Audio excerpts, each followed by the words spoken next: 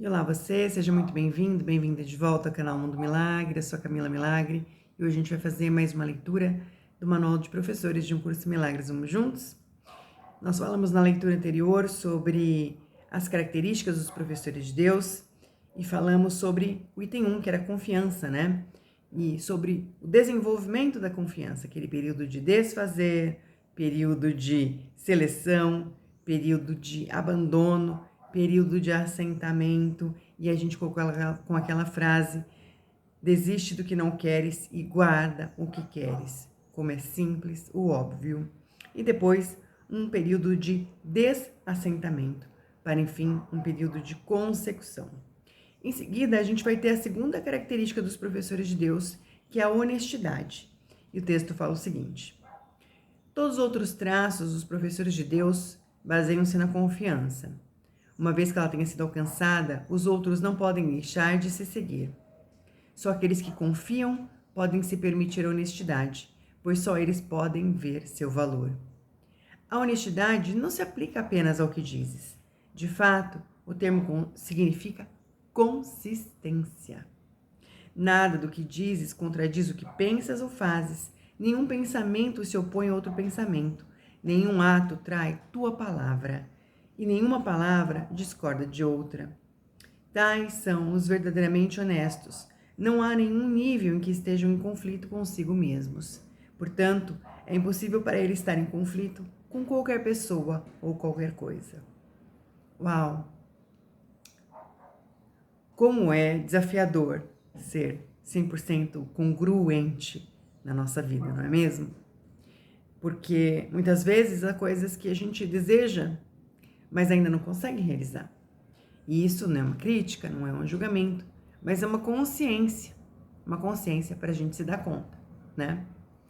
O texto continua. A paz da mente que experimentam os professores de Deus avançados se deve em grande parte à sua perfeita honestidade. Só o desejo de enganar é que faz a guerra. Ninguém em unidade consigo mesmo é capaz de sequer conceber o conflito. O conflito é o resultado inevitável do auto-engano, e o auto-engano é desonestidade. E aí, né? Como é que honestidade?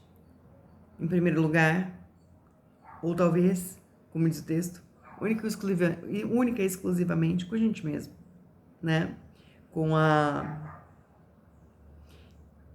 certeza de que a gente não vai se enganar, de que a gente vai ser 100% verdadeiro e honesto com a gente, de que a gente vai confiar 100% na gente. Parece um pouco, né, com os elementos da... Gente, me fugiu de Axis. Confiança, vulnerabilidade, gente, me fugiram. Os 5 elementos da intimidade, minha nossa. Facilitei isso tantas vezes. Mas, enfim, todos os lugares em que a gente faz questão de ser desonesto com a gente, em primeiro lugar, e aí coloca mentira no mundo, mas, acima de tudo, no nosso mundo. Vamos destruir, descriar em todos os tempos, lugares, dimensões, realidades, para que a gente possa ser total unidade com a gente mesmo.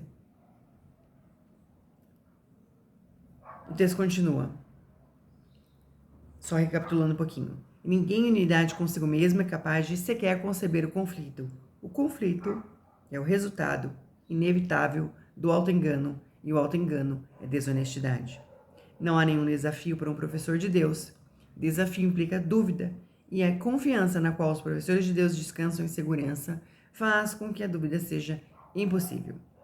Por conseguinte, só podem ter sucesso. Nisso, como em todas as coisas, são honestos. Só podem ter sucesso porque nunca fazem a própria vontade sozinhos. Escolhem por toda a humanidade, por todo o mundo e por todas as coisas dentro dele. Pelo que não muda e permanece imutável, além das aparências, pelo Filho de Deus e pelo seu Criador. Como poderiam não ter sucesso? Escolhem em perfeita honestidade, seguros da sua escolha, tanto quanto de si mesmos. Honestidade, a segunda característica do professor de Deus. Terceira característica, tolerância. Os professores de Deus não julgam. Julgar é ser desonesto, pois julgar é assumir uma posição que não tens. É impossível haver julgamento sem auto-engano. O julgamento implica que tens te enganado nos teus irmãos. Como então poderias não ter te enganado contigo mesmo? O julgamento implica falta de confiança, e a confiança continua sendo a estrutura sobre a qual se baseia todo o sistema de pensamento do professor de Deus. Deixa que isso se perca e todo o teu aprendizado se vai. Sem julgamento, todas as coisas são igualmente aceitáveis, pois quem poderia julgar de outra maneira? Sem julgamento, todos os homens são irmãos, pois quem haveria de estar separado? O julgamento destrói a honestidade e despedaça a confiança. Nenhum professor de Deus pode julgar e esperar aprender. Olha que interessante, né? A cada item que ele dá um jeito de trazer a característica interior. Então, ele estava falando de tolerância. Aí ele trouxe a honestidade e a confiança. Próxima característica, gentileza. O dano é impossível para os professores de Deus. Eles não podem infligi-lo nem sofrê-lo. O dano é impossível para os professores de Deus. Eles não podem infligi-lo nem sofrê-lo. Todos os lugares que você carrega dentro de você uma sombra de pecado lá no fundo, destruindo, descriando todos os tempos, lugares, dimensões, realidades, sabendo que se você é como Deus te criou, é impossível sofrer ou causar dano. Como isso é para você? Então, os lugares que você se culpa, se pune, consciente ou inconscientemente, sobre algo que você acha que fez, ou pelo qual você tem uma lealdade invisível, um amor cego, destruindo, descriando. Isso agora, todos os tempos, lugares, dimensões e realidades. Vamos. O dano é resultado do julgamento. É um ato desonesto que segue um pensamento desonesto. É um veredito de culpa para um irmão e, portanto, para a própria pessoa. É o fim da paz e a negação do aprendizado. Demonstra a ausência do currículo de Deus e a sua substituição pela insanidade. Nenhum professor de Deus pode deixar de aprender, e bem cedo no seu treinamento, que causar dano oblitera completamente a sua função na sua consciência. Vamos ler isso de novo?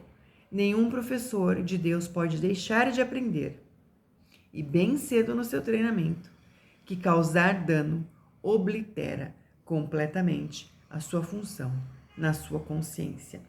Obliterar é fazer desaparecer, né? Fazer desvanecer.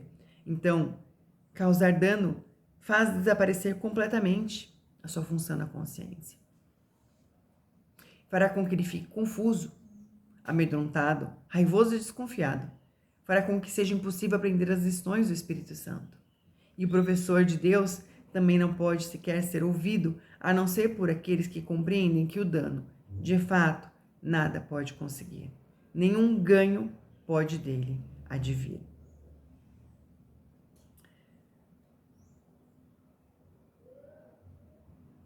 Portanto, os professores de Deus são totalmente gentis. Recebe essa energia. Em todos os lugares que você acha que não é gentil, gostaria de destruir, descriar isso. Portanto, os professores de Deus são totalmente gentis, necessitam da força da gentileza, pois é nisso que a função da salvação vem a ser fácil. Para aqueles que querem causar dano, ela é impossível. Para aqueles que não veem significado no dano, ela é meramente natural. Que outra escolha, além dessa, pode ter significado para quem é são? Quem escolhe o inferno quando percebe um caminho para o céu? E quem escolheria a fraqueza que não pode deixar de vir do dano em lugar da força infalível, totalmente abrangente e sem limites da gentileza. O poder dos professores de Deus está em sua gentileza, pois compreenderam que seus pensamentos maus não vieram nem do Filho de Deus, nem do seu Criador. Assim, uniram os seus pensamentos àquele que é a sua fonte. E assim, a vontade deles, que sempre foi a dele próprio, é livre para ser ela mesma. Eu vou parar por aqui para a gente ficar com mais essas características, além da confiança que a gente desenvolveu na primeira leitura. Agora, com mais essas características, honestidade, tolerância e gentileza, para a gente se olhar. Para a gente se olhar como professor de Deus, como aquele que nunca deixa de aprender, como aquele que nunca deixa de ensinar. E sobre as características que são inerentes à nossa criação: honestidade, confiança, gentileza, tolerância. E o que é isso? Além do significado e da significância que a gente deu para essas palavras ao longo da nossa vida até esse momento. Destruindo e descriando tudo isso, desse momento até o início, até o ponto de criação, do ponto de criação até hoje. Limpando, purificando todos os lugares em que a gente se julgou por não ser gentil, por não ser tolerante, por não ser honesto nem confiável. É verdade isso? Eu deixo essa reflexão com vocês e a gente continua sobre as características dos professores de Deus na nossa próxima leitura. Um grande abraço e até lá.